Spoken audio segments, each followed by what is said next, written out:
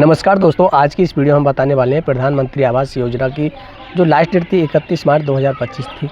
अब सरकार ने क्या करा है, कुछ व्यक्ति छूट गए थे तो इस वजह से इस डेट को बढ़ा के 30 अप्रैल 2025 कर दिया गया है।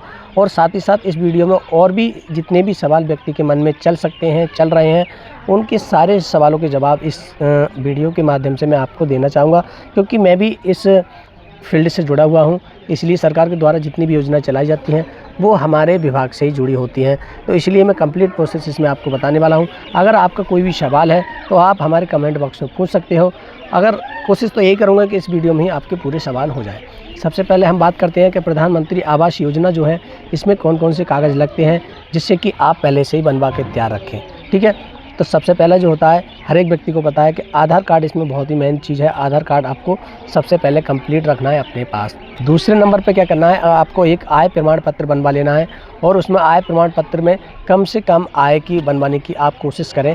जिससे कि कभी कभी ऐसा हो जाता है, आपके पास मान लो कुछ भी नहीं है, फिर भी जो है लेखपाल रिपोर्ट गलत लगाने की वजह से आपकी रिपोर्ट ज़्यादा लगा लेता है। तो आपको बता दो, अगर आप गाँव से निवास करते हैं तो 46,000 रुपये तक की रिपोर्ट आप लगवा लें तो वो सही मानी जाएगी। अगर आप शहर से बिलोंग करते हैं तो आप 56,000 रुपये तक की रिपोर्ट अगर वार्षिक लगवा लोगे तो वो सही मानी जाएगी। ये पॉइंट जो है आपका, मैं मानता हूँ कि क्लियर हो गया होगा। साथ ही साथ आपको जो है निवास प्रमाण पत्र बनवा लेना है। जहाँ के भी आप स्थायी निवासी हैं, आपको वहाँ का जो है निवास प्रमाण पत्र बनवा लेना चाहिए। ठीक है, ये हो गया। अगर आप SC ST OBC से बिलोंग करते हैं तो आपको जो है जाति प्रमाण पत्र भी बनवा लेना चाहिए।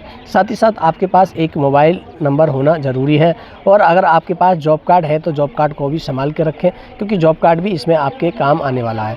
साथ ही साथ आपके पास जो है 2 फ़ोटो होने चाहिए पासपोर्ट साइज़ के। ठीक है, सबसे पहले आप जो है एक कह सकते हैं कि 2.5 एकड़ से कम आपकी ज़मीन होनी चाहिए। यानी आपकी जो ज़मीन है 15 बीघा से कम है, और आपका जो क्या कह सकते हैं, आपका मकान जो है सही नहीं है, तो आप इसकी श्रेणी में आते हैं। साथ ही साथ आपके पास कोई भी 4 पहिया वाहन नहीं होना चाहिए।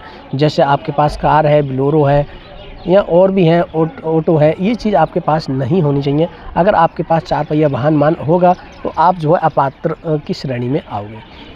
तो और भी बहुत सारे डाउट हैं। और बता दें, आपकी जो छत होनी चाहिए वो या तो आप उस पे बल्ले पड़े हों, या यानी कच्ची छत होनी चाहिए। चाहे बल्ले हों, मिट्टी हो, कड़ी हो, ईंटें हों, ये कच्ची छत होनी चाहिए। अब आपके मन में एक सवाल और चल रहा होगा कि इसमें जो है पैसा कितना मिलता है। तो आपको बता दें, पहले जो है प्रधानमंत्री आवास योजना जो था, इंदिरा गांधी आवास योजना के नाम से आता था, तो उसमें 3.5 लाख रुपए की राशि दी जाती थी। लेकिन इस सरकार ने क्या किया है, इस सरकार में आपको जो है ये आवास जो मिल रहा है उसमें 1,20,000 रुपये मिलता है 3 किस्तों में। पहली किस्त जो आती है 17,000 की, दूसरी किस्त आती है वो 40,000 की, और जो एक लास्ट किस्त आती है वो 10,000 की। और अदरवाइज आपको अलग से भी पैसा मिलता है, तो वो जो मनरेगा होता है उसके तहत मिलता है। उसमें क्या होता है, आपको जो है 8,500 रुपये मजदूरी के तौर पर और प्लास्टर के लिए दी जाते हैं। आपको ये भी सवाल डाउट हो गया होगा। अब हम बात कर लेते हैं कि अगर आपको इस योजना का लाभ कब तक मिलने की संभावना है। तो आपको बता दें, अगर ऑफिशियल देखा जाए तो वैसे तो कोई अभी ऐसी ऑफिशियल बात नहीं कही गई है, लेकिन अगर अधिकारियों की माना जाए तो ये मोटा मोटा बताया जा रहा है 3 से 4 महीने के अंदर अंदर आपका मकान जो है बनकर तैयार हो जाएगा। तो आपको अगर मान लो किसी से उधार लेके या लोन लेके बनाने की ज़रूरत नहीं है। अगर आपका मकान वास्तव में ख़राब है तो आपको इसका लाभ जो है मिल जाएगा। तो मिलते हैं किसी एक और जानकारी के साथ किसी और वीडियो में। जब तक के लिए जय हिंद, जय भारत।